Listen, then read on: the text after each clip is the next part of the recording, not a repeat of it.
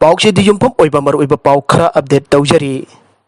NPP Gi MLA mari Delhi Da Gi Hllkkhre Ngasi Nungthil Governor Unaraga Congress ta Sougtpa withdraw Tokkhre Manipur BJP ki Sri N Birendra Lusingba sungsinaba sarkar ki mapang ama oiramba NPP na sarkar Sougtpa tuktuna Congress kem da leiruba mari Joy Kumar L Janta Kumar Letpau Haukip L Kaisi ngasi Imphal da NPP ki National President Kornal Sangma amasung North East Democratic Alliance ne dagi Assam ki Health Minister Hemanta Biswa Sharma galoina na Imphal da Hllkkhre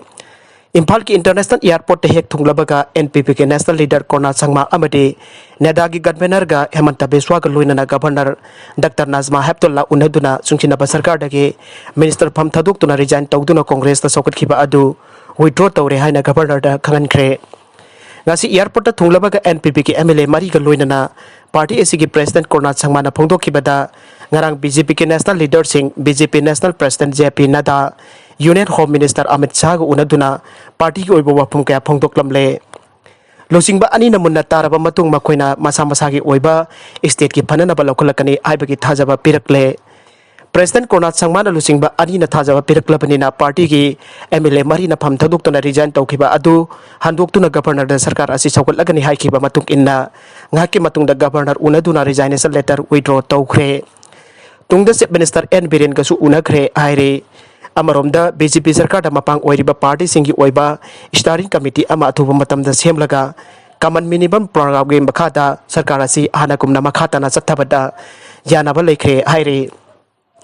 BJP sarkar Sougtpa dagi tokloraba MLA mari na Congress da yauruba adusu withdraw tawkhre makoi mari Minister Pham amuk hanjinbada yana khibaga loina na hana pairamba portfolio singdi sindok sinyen tawraba yai haina thajanhari yana khibagi fere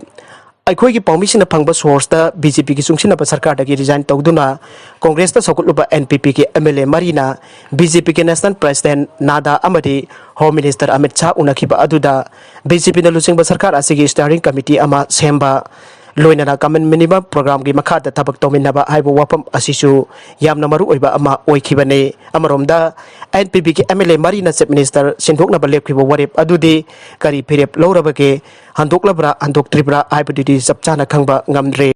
atopa pau amadana Namthak Touba Oja Luptagi Tanthokkhre Handak pangthokiba high SLC examination da sambalai Sekville School kombi ki thangta subject ta mark wangna phangangani haiduna mahiroi singdagi lupa chahum khaigat kiba school asigi thangta gi Oja W Jungwan ba sahi kun apok palai khidraba W ingoba kombi thingel laikai dagi Oja asi apunba Manipur huyel lalong loop AM high LL na sahi ahum loop ki thorum pangthokpa atingba thamle haiduna ngasi kombi tera khada leiba AM High LL gi masa loisang da pangthokpa paugi mifam amada lupasiki Assistant General Secretary o wangamba maitei na paumising da haikre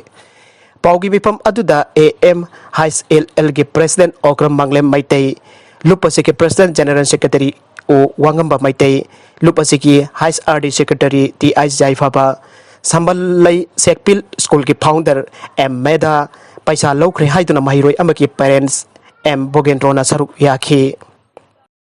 Private sector su rocket Saraga Thgtpa Yare ISRO chief